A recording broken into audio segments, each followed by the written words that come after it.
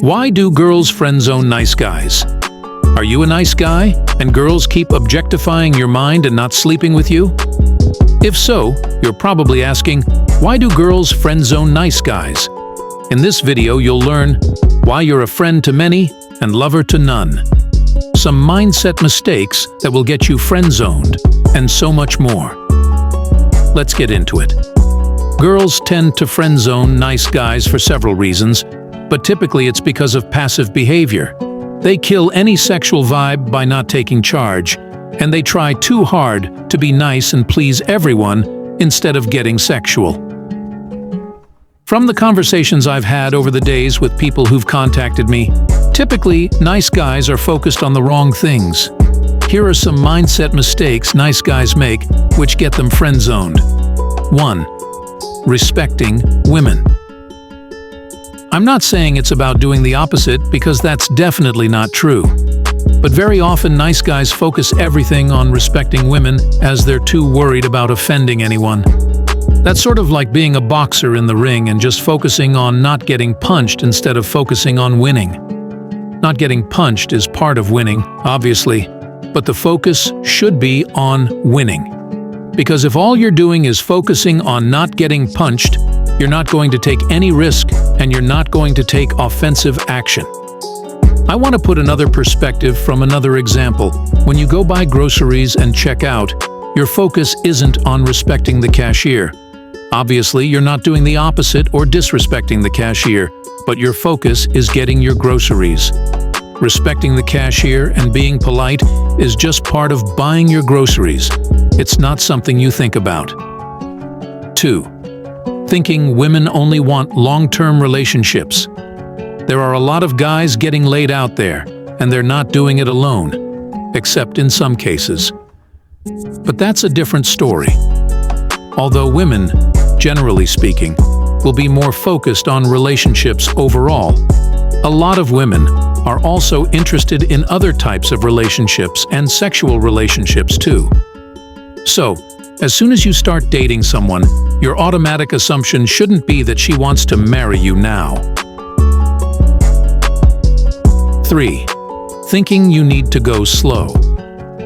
Typically, guys who are going slow are worried about being offensive.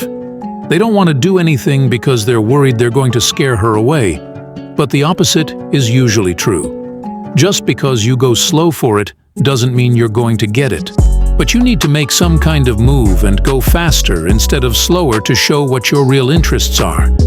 That could be a relationship too, but a relationship involves sex. 4. Being friends first. Basically, this philosophy is all about friend-zoning yourself. If you go try to be friends with every woman, that's usually what you're going to end up with. Sure, there are stories of guys who end up in a relationship with a girl after becoming friends, but these are usually few and far between. Most guys who take this route will end up being friends, and that's where they're going to stay. Because the friend vibe and the romantic vibe are two very different things. 5. Putting women on a pedestal. The easiest way to make her out of your league is just by thinking of her as something special, some superhuman being. Think about that. If you make her the queen, what will you be? 6. Ideas about purity. The minds of women are just as dirty as the minds of men. We're all interested in sex, but some people just talk about it more. Typically, men will be in that category, but women are thinking about it too. 7. Making women take the lead. If you make her take the lead and make all the decisions, it makes you look passive and indecisive. As the man, you should be taking the lead. And then it's about communicating the right things. If you're communicating the wrong things, it's going to give you the wrong result. As I conclude, always show your romantic and sexual interest honestly and directly. Tell the girl you like her in a way that leaves no doubt about your preferences and intentions. No platonic friendship can develop if the man is very upfront about what he wants from the woman in terms of romance and sex. And if this is supplemented with firm boundaries about friendship, the man clearly states that a platonic friendship is not what he wants and that he cannot accept that as a consolation prize, then there's no reason to fear a friend zone ever occurring. See, the real cause of the friend zone is what I call green light syndrome. The man is waiting for the woman to take the risk and make the first move in terms of romance and sex. In other words, the man's shame and cowardice around sexual escalation allows the connection to default into friendship, connecting without sexuality or sensuality. The best way to ensure this never happens to you again is to do what I learned to do. Express attraction right at the beginning of your connection, and then again whenever it comes up. If you find someone attractive, they should become undoubtedly aware of this within the first minute of you meeting each other. If you want more than a friendship, tell them this directly.